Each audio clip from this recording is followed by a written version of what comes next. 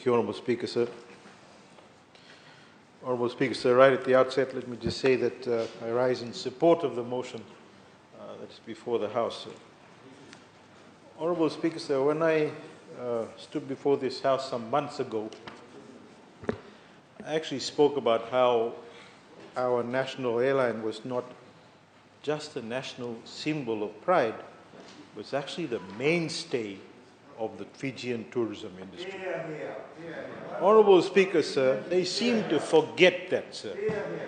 All for today, Honourable Speaker, sir, that couldn't be truer.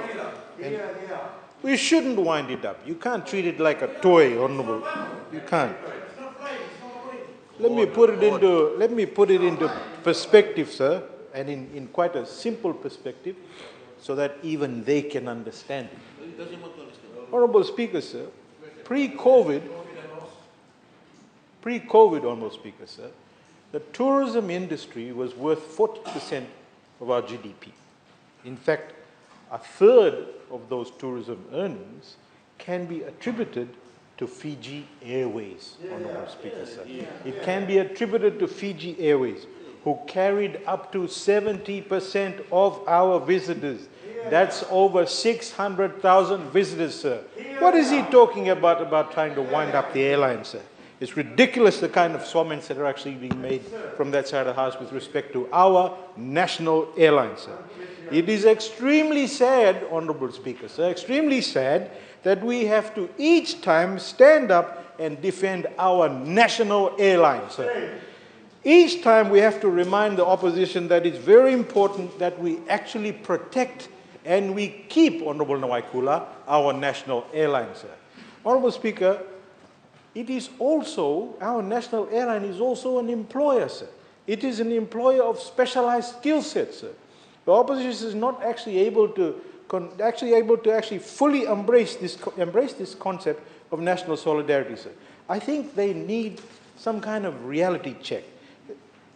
Some members who've just spoken this morning, sir, I think they're actually living under some rock and they suddenly climb out and decide to make statements. And they've forgotten completely, and I'm not sure where the rock is, whether it's Draketi or somewhere else, but they climb out of under this rock and they've forgotten what the world has gone through in the last 2 years, sir. Everybody should know that. Airlines all around the world have been affected. Governments around the world have been affected. But no, that's not put into perspective. It has to be put into perspective, sir. In early 2020, sir, international borders closed and all international travel stopped. What that meant to us, I think everybody should know.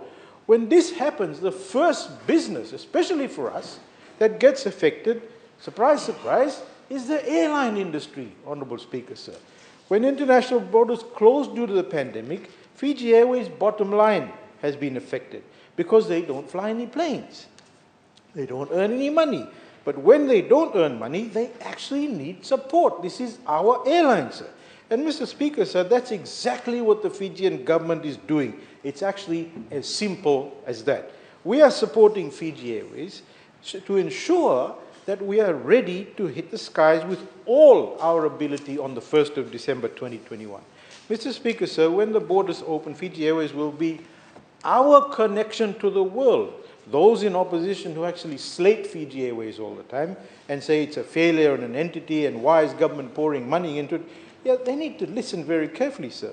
When the Honourable Prime Minister announced that we were opening our borders on the 1st of December, bookings for Fiji Airways increased from 7 to over 1,000 on the Monday.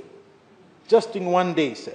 After the announcement, almost 90% of the bookings for Fiji Airways flights and holiday packages were by Australians, and that's close to 12,000 packages alone that were booked, sir. If you look at the numbers and you put it in its totality, from the day of the announcement, Fiji Airways has over 26,000 bookings in the last 11 days, sir.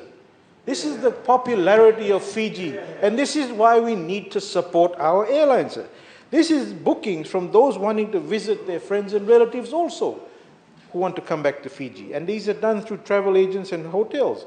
Prior to the announcement, Mr. Speaker, sir, there were 10,000 bookings already for December. and January, and we're actually looking at close to 50,000 bookings with Fiji Airways, Honorable Speaker. So of course that's revenue for Fiji Airways, but that's also revenue for hotels. That's also revenue for the economy. That's also income for the families that are actually part of the tourism industry, sir. That is why, Honorable Speaker, so we have full confidence and full faith in our national airline, Honorable Speaker, sir. We are getting close to capacity bookings till January 2022. A few of the island resorts out in the Mamanudas, out in Yasawa, sir, are completely booked already in advance up till January 2022. How are they going to get here, sir? Fiji Airways, Honorable Speaker, sir. We have a huge media buzz, and the Honorable Attorney General just pointed out this morning. So again, the Sydney Morning Herald reported Fiji amongst the most popular destinations for Australians, and we want to welcome them back to our shores. We have teams at the Ministry of Health, the Ministry of Commerce, Trade, Tourism, working on a daily basis in terms of the protocols and how easy we can make it for them to get here, whether it's a visiting family, relatives, or it's actually a tourist, sir. Mr. Speaker, sir, some of us in this House also want to fly the flag for Qantas, and I'm sure we'll hear from him.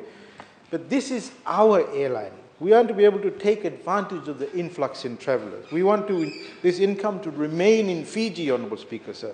So those who are employed by Fiji Airways also benefit. Their families benefit. Every sector that is tied to tourism and aviation benefits, and the economy benefits. World over, Honourable Speaker, sir, and I can't see why they can't realise this. World over, the airlines are actually fighting for survival. Recently, most of you would have heard, sir, the national airline of India, Air India, got sold to the Tata Group, India's largest conglomerate. Our efforts so far, Honourable Speaker, have saved our airline. We still own our airline, Honourable Speaker, sir. If it were for the opposition, if it was the opposition's decision, it would have been gone and been disposed of a long time ago, Honourable Speaker, sir.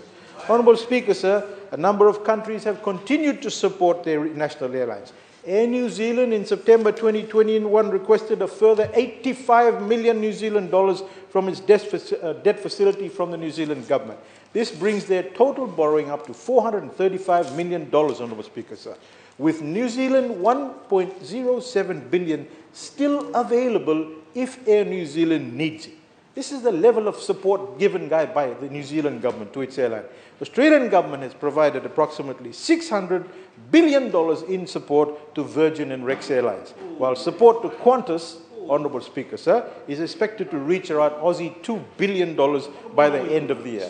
The support to Qantas by the Australian government is actually without any stake in the company. Please remember that. Honourable Speaker, sir, most recent data from IATA actually highlights how support from governments around the world has actually continued for airlines. They live in this myopic world and they don't read and they don't realize what's actually going on around the world, sir. By the end of September 2021, government aid totaled US $243 billion. And this has been support in the form of capital injections, loans, deferring of payments and taxes, and reducing tax liabilities. I could go on sharing all of these stats, sir, and what the world is doing, but I don't think it will make the opposition realize what it is. I don't think the opposition will ever realize how much pride we feel on this side of the House with respect to our national airlines, sir. Supporting Fiji Airways is essential in the long-term recovery. It's for jobs, it's for maintaining strong foreign reserves, it's for building resilience. And we see the success of Fiji Airways and its ability to fly, sir, again as the success of our entire nation. Honourable Speaker, sir, I wanted to just quickly pass on some positive facts also before I take my seat, sir. With respect to Fiji Airways, I think Honourable Biman Prasad really needs to go and check. He's made some comments which are completely false, absurd, and bordering on stupid, sir. As far as Fiji Airways is concerned, the positive value of Fiji Airways share is $16 per share and a positive equity of Fijian $506 million, which literally just means that our assets exceed our assets. You've had your go, Mr. Prasad. Listen. Order.